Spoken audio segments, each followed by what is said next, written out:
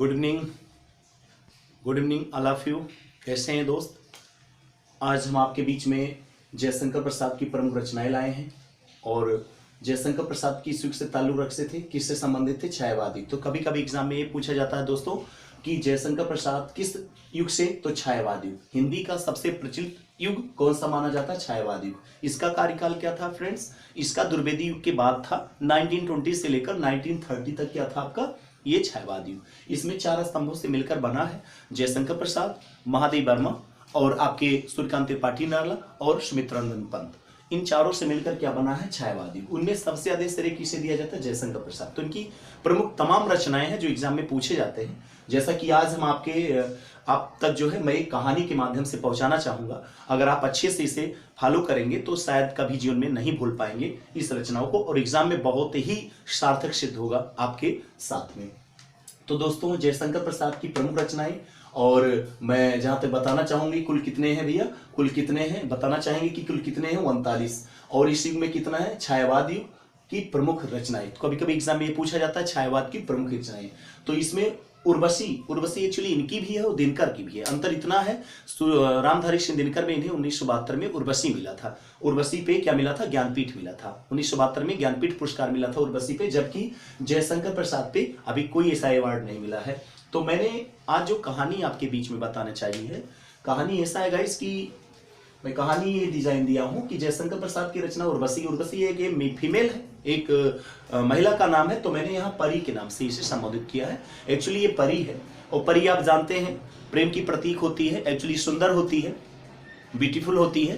तो इनकी जिस राज्य में जन्म ली है उस राज्य के ग्रामवासी से देखते हैं तो इसके सुंदरताओं का वर्णन अपने अपने अनेक प्रकार के जो है अपनी बातों से, अपने अल्फाजों से इसके बारे में लोग बोलते रहते हैं। तो वही उसकी वास्तव जो ग्रामीण या लोकवासी, जो वहां पे रहने वाले ग्रामवासी, वो सब लोग बोलते हैं, इनकी रचनाएं निकलती जाती है। वो अल्फाज जो होती है इनकी रचनाएं निकलती जाती हैं। तो गाइस आप सुनते चलेंगे अच्छे से। तो उर्वशी क्या है गाइस? उर्वशी एक परी है। इसकी सुंदरताओं का वर्णन उस ग्रामवासियों ने किया है।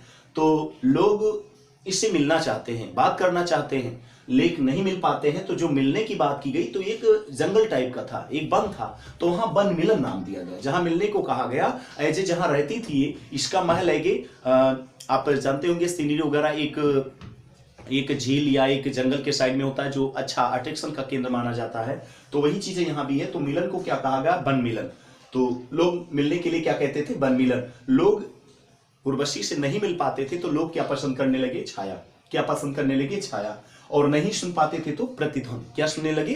प्रतिध्वनि। प्रतिध्वनि को मतलब इनडायरेक्ट, जब किसी की बातें हम इनडायरेक्ट सुनते हैं तो लगता है कि हाँ वही बोल रहा है, तो उसी को कहा गया प्रतिध्वनि। उसके कान इतने सुंदर थे, इतने सुंदर कान थे कि उसे कानन कुसुम कहा गया। कुसुम, प्रसून, लतांत ये सब पुष्प प्रवाची होते हैं। इतने सुंदर थे जैसे पुष्प, यानी कानन कैसे थे गाइस? सुंदर थे।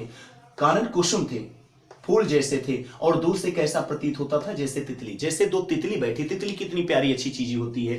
तो उर्वशी एक परी है, लोग मिलना चाहते थे, उस मिलन को इन्होंने नाम क्या दिया? वन मिलन। लोग क्या पसंद करने लगे? छाया। लोग जब नहीं सुनने पाते थे उसकी आवाज को तो क्या बोलने लगे? प्रतिध्वनि। और लोग उसके कानों को वर्णन कैसे दिया? कानन कुसुम, जो दूर से कैसे दिखता है? तितली के समान दिखता है।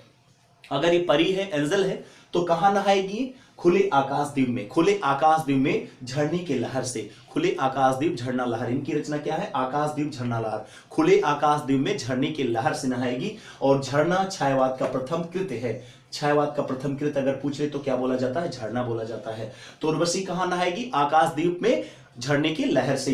इसके मिलने के लिए क्या बोला गया? वन मिलन कहा गया। और लोग क्या पसंद करने के? छाया। इसकी बातें नहीं सुन पाते थे तो इनडायरेक्ट सुनते थे तो उन्हें क्या कहे? प्रतिध्वनि। इसके कारण कैसे थे? कुसुम समान, जो दूर से कैसे दिखता था गाइस? तितली जैसे।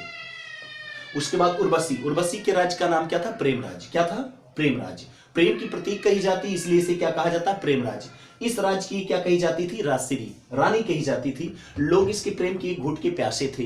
लोग के एक घूंट के प्यासे। हिंदी का प्रथम एकांकी नाटक क्या है दोस्तों? एक घूंट। और इसके पथिक क्या है? प्रेम पथिक। क्या है गाइस? प्रेम पथिक। इसके पथिक को क्या कहते हैं? प्रेम पथिक। ये जो मैंने आपको बताया ना, किसके आधार पे बता रहा हूं? चित्राधार। किसके आधार पे? चित्राधार। इनकी सुंदरताओं पे एक बार उर्वशी को पुरस्कार भी दिया गया है। उर्वशी के सुंदरताओं पर क्या दिया गया है? उसके सुंदरता पर क्या दिया गया गाइस? पुरस्कार भी दिया गया। पुरस्कार इनकी रचना है।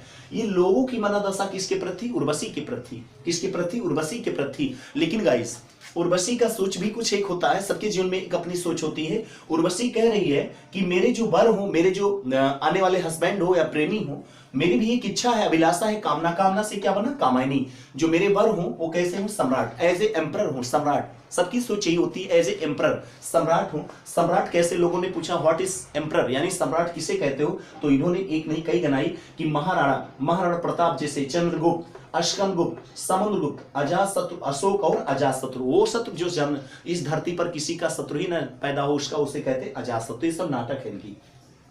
तो उर्वशी की क्या कामना थी दोस्तों?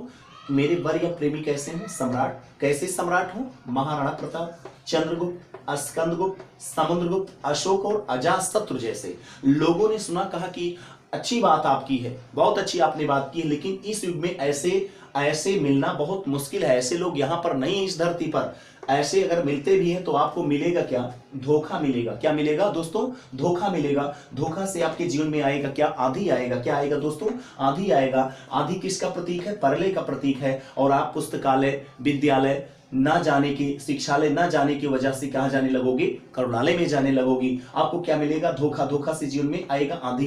आंधी किसका प्रतीक है? प्रलय। कहां जाने लगोगे? प्रलय से करुणालय में जाने लगोगे। और बातों को आप प्रायश्चित करोगे कि इस बारे में मैंने सोचकर बहुत बड़ी गलती कर दी है। और आपके आंसू नहीं रुकेंगे। प्रायश्चित करने के बाद आपके आंसू नहीं रुकेंगे। ये ध्रुव शक्ति है, ये ध्रुव शक्ति है, ध्रुव सौम्नी, ये ध्रुव शक्ति है। और इनका ट्रांसफर हो जाता है। कहां चली जाती है? शोकोच्छ्वास। उर्वशी कहां चली जाती हैं? शोकोच्छ्वास में चली जाती हैं। और शोकोच्छ्वास में इनकी जो सुंदर काया थी, कैसे दिखने लगा गाइस? कंकाल जैसे दिखने लगा। कैसे दिखने लगा? कंकाल जैसे दिखने लगा। और ये प्रेम की पुजारन हो जाती हैं। क्या पुजारन हो जाती हैं दोस्तों? ये प्रेम की पुजारन हो जाती हैं। जब इनके राज्य में, किस राज्य में? प्रेम राज्य में। जब इनके राज्य में कभी परिणय होता है, मीन शादी विवाह होती है, तो लोग इनके नामों से क्या करते हैं? कल्याण, यानी कल्याणी। इनके नामों से क्या होता है? लोगों का कल्याण होता है। तो लोगों ने क्या कहा? आपको मिलेगा धोखा। धोखा किसका प्रतीक है? आंधी। आंधी का क्या है? प्रलय आएगा आंधी आने के बाद। और आप कहां जाने लगोगी? करुणालय। जाने के बाद क्या करोगी? बातों को प्रायश्चित करोगी गाइस। और आपके आंख से आंसू नहीं रुकेंगे। यही ध्रुव शक्ति है, ये ध्रुव सौम्नी। और यही जान के इनका ट्रांसफर हो गया करुणालय से कहां? शोकोच्छ्वास में। जो इनकी सुंदर काया थी कैसे दिखने लगा? कंकाल जैसे। ये किसकी पुजारन हो गई? प्रेम की पुजारन हो गई। और ये जब कह रही हैं ठीक है मैं प्रेम की पुजारन हो जाती हूं, जबकि मेरे ही राज्य में किसी का परिणय क्या होने लगा? अयोध्या का उद्धार होने लगा। ये इस लोक की बात नहीं थी, ये कहां की बात थी? इंद्रजाल। कहां की? इंद्रलोक। इंद्रलोक क्या है? इंद्रजाल। उनकी सफेद हाथी को इरावती कहते हैं। क्या कहते हैं गाइस? इरावती कहते हैं। तो ये ध्यान देना दोस्तों कि यहाँ की नहीं इंद्रजाल की बात है, वहां की सफेद हाथी को इरावती कहते हैं। और जो मैंने कहानी आपके लिए गढ़ी है ना, ये स्टोरी, ये किसके माध्यम से आपको बताई मैंने? चित्राधार, यानी चित्र के आधार पे चित्राधार। इनकी सुंदरताओं पर इन्हें क्या मिला था? पुरस्कार मिला था। और लोग जब सुनते हैं तो बहुत दुख होता है लोगों को इसके मरने के बाद। तो लोग यही कहते हैं कि उर्वशी स्वरूप फिर पुनः जन्म लेने के लिए कौन सा यज्ञ करना है? मुझे जन्मेजय का नाग यज्ञ करना है गाइस। किसके राज्य में? प्रेम राज्य में। कह रहे हैं कि इसी राज्य में मुझे उर्वशी स्वरूप पुनः जन्म लेने के लिए मुझे क्या करना होगा? जन्मेजय का नाग यज्ञ करना है। तो ये गाइस आपको हमको लगता है पसंद ही आया होगा। जैसा कि मैंने स्टोरी किस पे बनाई है? उर्वशी पे। एक किस पे बनाई है? उर्वशी पे, जो कि एक एंजल थी। तो एक बार पुनः फिर आ जाओ। एक परी है, इनकी सुंदरताओं का वर्णन जिस जगह पे पैदा हुई उन लोगों ने इनको दिया है। लोग मिलना चाहते थे इनसे, तो इन्हें मिलन कहा। और एक्चुअली इसको पसंद करने, ये जब नहीं मिलती थी लोग क्या पसंद कर लेंगे? छाया पसंद कर लेंगे। नहीं सुन पाते थे तो प्रतिध्वनि। और इसके कारण कैसे थे? कुसुम जैसे। और दूर से कैसे दिखते थे गाइस? तितली जैसे। ये अगर परी है तो कहां नहाएगी? खुले आकाश दिन में झरने की लहर से। झरना पूछा गया एग्जाम में, छायावाद का प्रथम कृत क्या है? झरना है। उर्वशी के राज का नाम प्रेम राज, क्योंकि ये प्रेम की प्रतीक है तो इनके राज का नाम प्रेम राज है। वहां की राजश्री कही जाती है। लोग इनके प्रेम के घूट के प्यासे हैं। एक घूट प्रथम एकांकी नाटक है। और वहां के लोग प्रेम पथिक। क्या है गाइस? प्रेम पथिक। वहां के कैसे लोग बदनाम हो गए? प्रेम पथिक के नाम से बदनाम हो गए हैं। उर्वशी की भी एक कामना है, अभिलाषा, उत्कंठा है। कामना से क्या बना? कामायनी। हिंदी खड़ी बोली की सुप्रसिद्ध महाग्रंथ या रचित ग्रंथ आप क्या बोलोगे? कामायनी। कैसे? मेरी वर हूं या प्रेमी हूं सम्राट। कैसे सम्राट? महाराणा प्रताप जैसे, चंद्रगुप्त, स्कंदगुप्त, समुद्रगुप्त, अशोक और अजातशत्रु जैसे। लोगों ने कहा बहुत अच्छी बात है उर्वशी, लेकिन ऐसे नहीं मिलते हैं। अगर मिलेंगे भी तो आपको मिलेगा क्या? धोखा। धोखा क्या आ जाएगा? आंधी आएगा आपके जीवन में, आएगा आंधी। आंधी किसका प्रतीक है गाइस? प्रलय।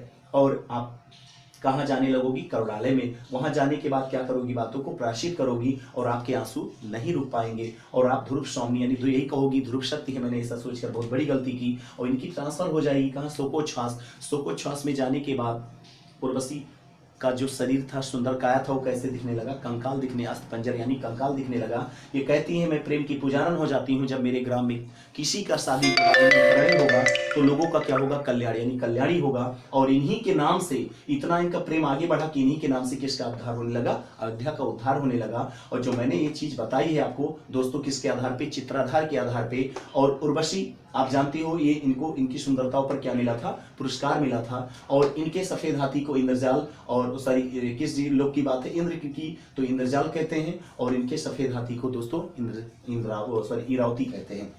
इन्हें पुनः जन्म लेने के लिए कौन सा यज्ञ?